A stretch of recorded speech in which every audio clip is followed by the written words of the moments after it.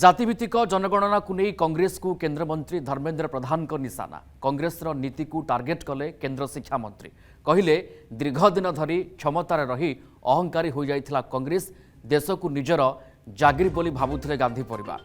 जातिभित्तिक जनगणना रे वंचित वर्गों को एणिकी अधिकार मिलिबो। प्रधानमंत्री दूरदृष्टि संपन्न पदक्षेप को केंद्रमंत्री प्रशंसा। आसंता जनगणना रे सामिल हेबो जातिभित्तिक जनगणना।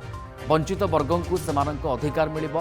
मंडल कमिशन रिपोर्ट को 10 वर्ष चापी दि जाइथिला। कांग्रेस क्षमतार थिले मध्य पदक्षेप नहीं नथिला।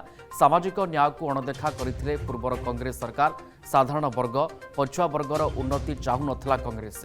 नेहरू इंदिरा गांधी राजीव गांधी को निशाना कले केंद्रमंत्री। गत 11 वर्ष भितर लोकंक पाखरे पहुंची जनकल्याण योजना। देश को निजर जागिर भाबुथिले गांधी परिवार। राहुल गांधी को कथा को कहीं गुरुत्व देउनाहांती बोली धर्मेंद्र कहिसंती।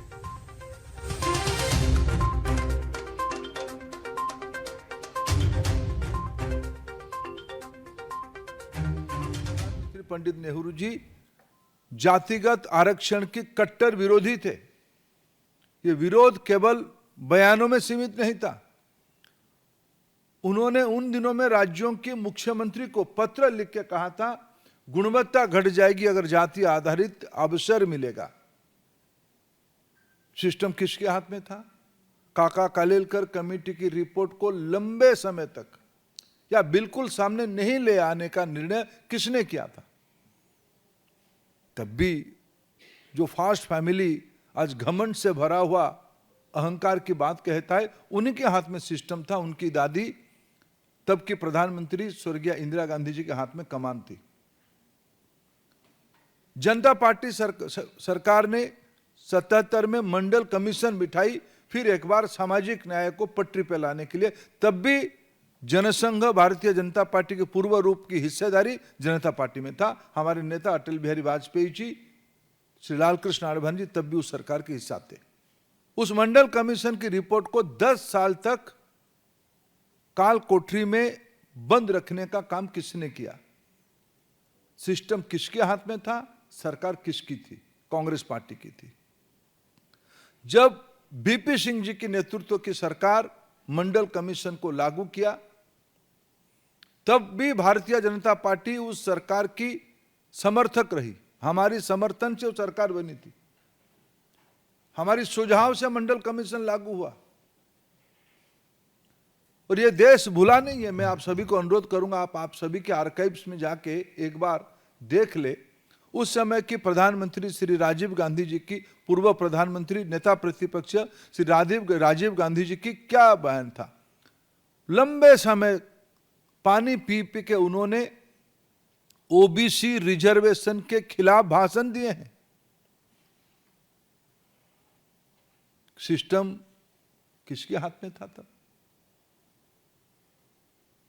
प्रधानमंत्री नरेंद्र मोदी एक सामान्य वंचित परिवार से, पिछड़े परिवार से आते हैं।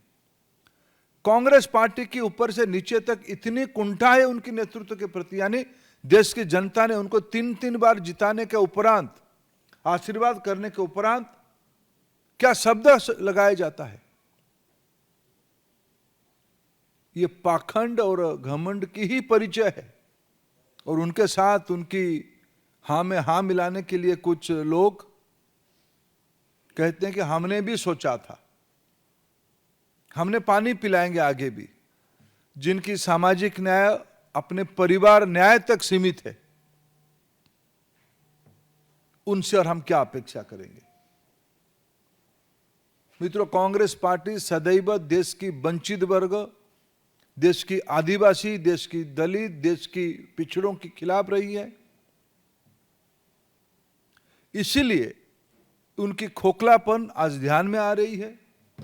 जब सत्ता में लंबे समय तक वो सत्ता में रहे, राज्यों में सत्ता में रहे, वो कहते हैं कि हमने कुछ राज्यों में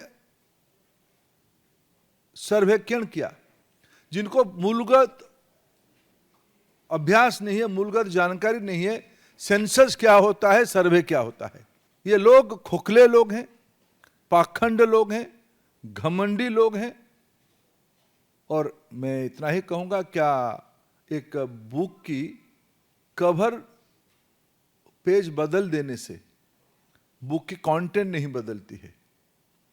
फर्स्ट फैमिली की चरित्र रहा है, देश की सामान्य लोगों की अधिकार बढ़े, पिछड़ों की अधिकार बढ़े, वंचितों के अधिकार बढ़े,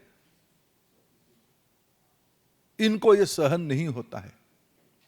ये देश भूला नहीं है, पिछले 4 से 14 उनकी शासन रही।